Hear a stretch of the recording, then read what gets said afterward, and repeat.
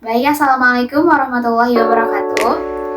Perkenalkan, nama saya Najwa Syakir dengan NIM 124-801-0032. Di sini saya akan mempresentasikan materi Ulumul Quran dengan berjudul Tafsir, Takwil, dan Terjemah.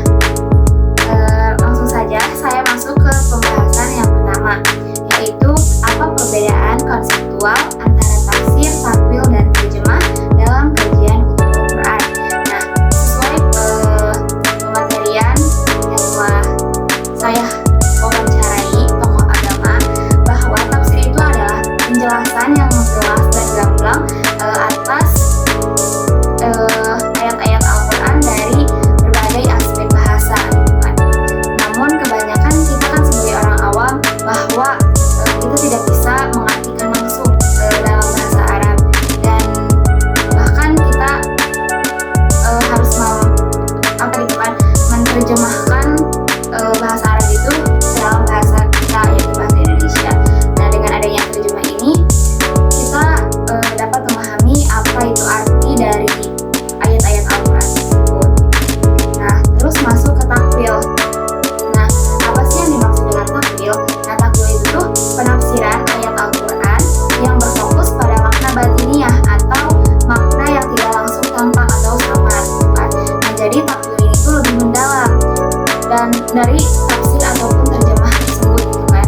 Jadi takwil ini tuh memang benar-benar menjelaskan hasil dari yang telah ditafsir oleh penafsir, gitu kan. Dan yang terakhir itu terjemah. Nah, kalau terjemah itu alih bahasa ayat-ayat Al-Quran ke dari bahasa Arab ke bahasa lain, gitu, dengan tujuan menyampaikan makna literasi ayat tersebut. Nah, jadi dengan adanya terjemah ini, kita sebagai orang Indonesia atau sebagai orang awam yang tidak memahami apa itu bahasa Arab, gitu kan, kita merasa terbantu akan adanya terjemahan dalam bahasa Arab ke bahasa Indonesia, gitu. Lanjut ke pembahasan yang kedua, yakni mengapa kita perlu belajar ilmu tafsir untuk memahami isi Al-Quran, gitu kan. Nah, sebelumnya telah saya jelaskan bahwa kita itu perlu belajar bahasa Arab, kita itu perlu belajar ilmu tafsir untuk memahami ayat-ayat Al-Quran.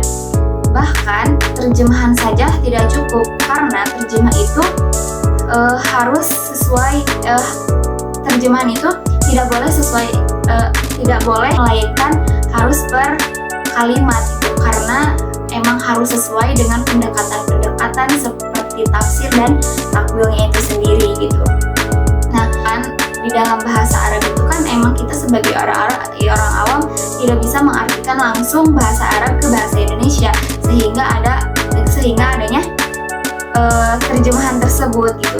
Nah, diperdalam lagi dengan adanya penafsiran, gitu, dengan adanya tafsir. Nah, kan Al-Quran itu kan sebagai wahyu Allah, yang mana ini tuh bukan hanya teks biasa, tapi emang teks yang memang kita tuh tidak terjangkau oleh orang-orang seperti kita.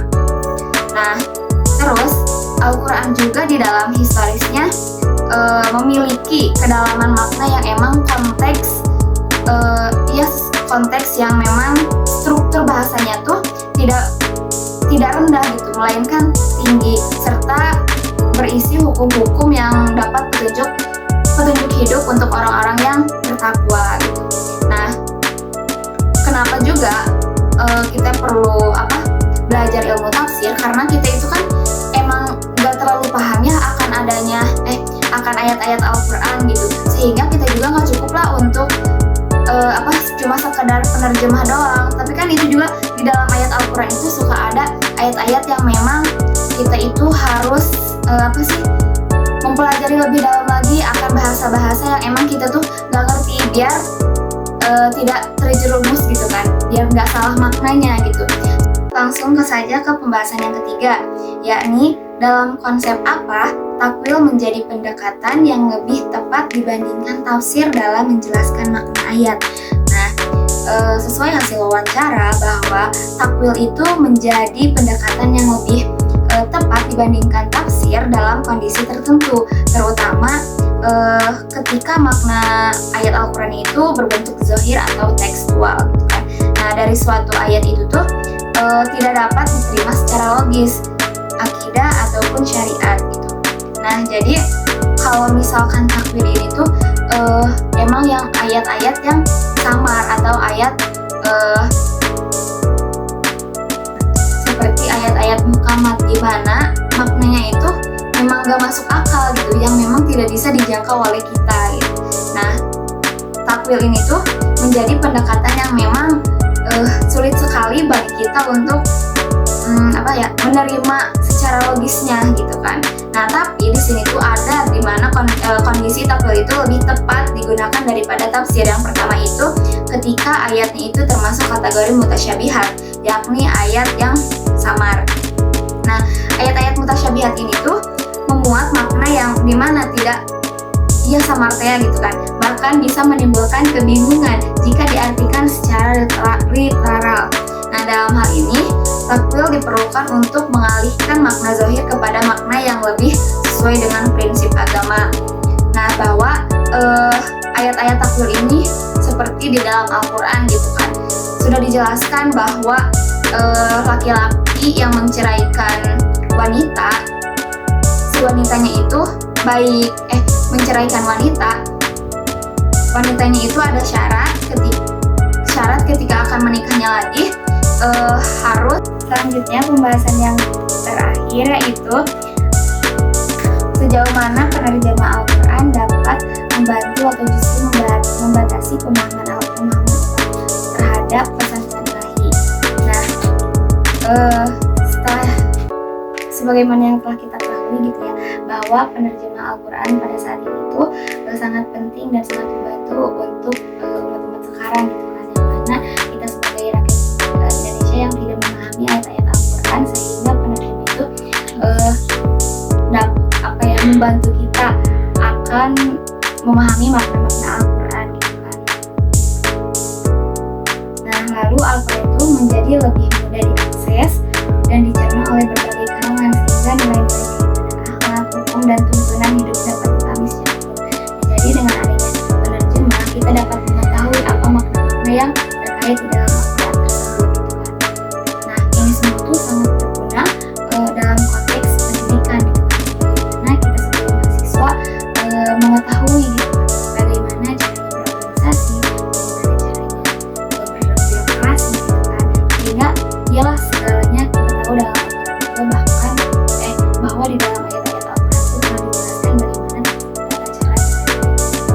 Namun di sisi lain, penerjemah juga memiliki batasan gitu kan, bahwa bahasa Arab Al-Quran itu mengandung makna yang sangat tinggi, sangat dalam gitu, seperti majaz gitu, sindiran kayak gitu, dan memiliki keindahan serta struktur yang sulit dipahami gitu. Nah, akibatnya penerjemah ini seringkali tidak mampu menyampaikan makna aslinya secara sempurna. Nah, jadi intinya penerjemah juga ada keterbatasannya gitu kan.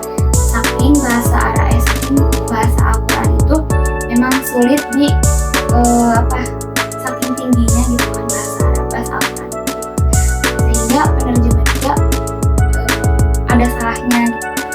Melakukan masa idahnya dulu, di mana yang disebutkan di dalam Al-Quran bahwa masa idahnya itu 10 hari gitu.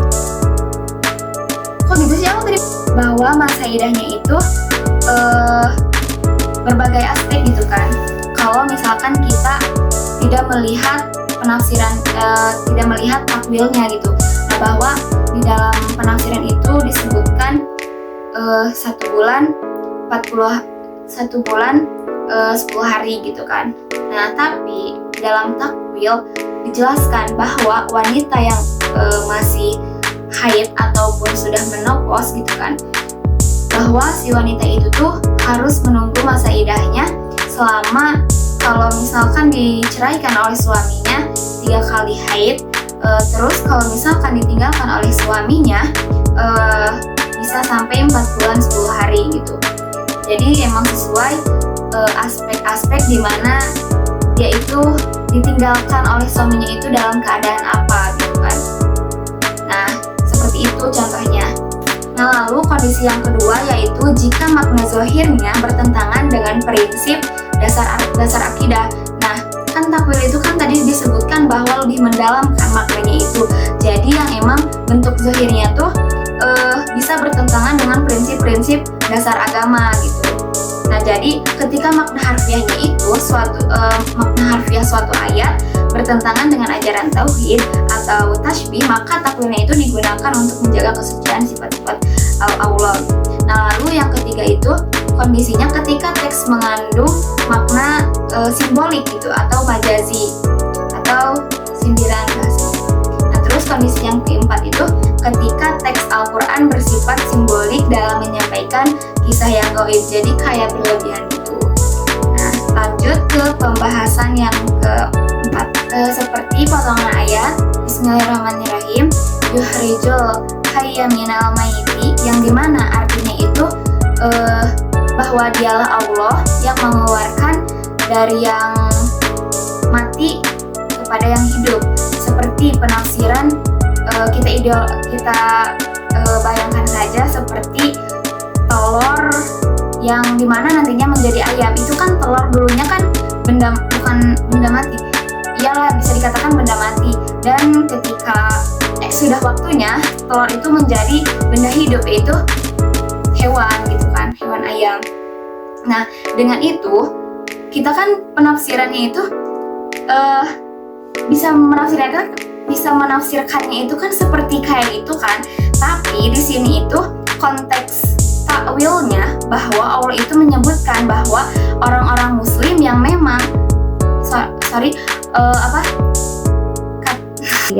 dimana mengeluarkan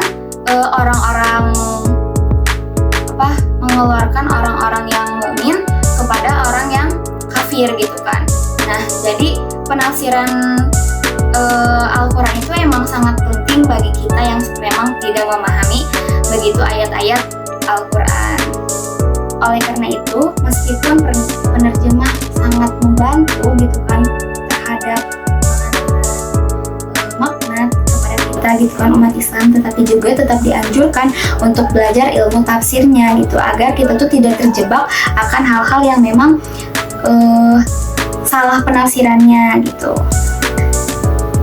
Lalu pembahasan yang terakhir yaitu sejauh mana penerjemah Al-Quran dapat membantu atau justru membatasi pemahaman umat Islam terhadap pesan-pesan ilahi.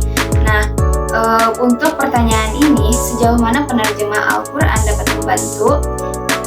Seperti yang telah kita ketahui gitu ya, bahwa penerjemah pada zaman sekarang itu sangat dibutuhkan gitu, bahkan sangat membantu kita. Mungkin sekian pemaparan materi dari saya, dicukupkan sekian. Terima kasih. Wassalamualaikum warahmatullahi wabarakatuh.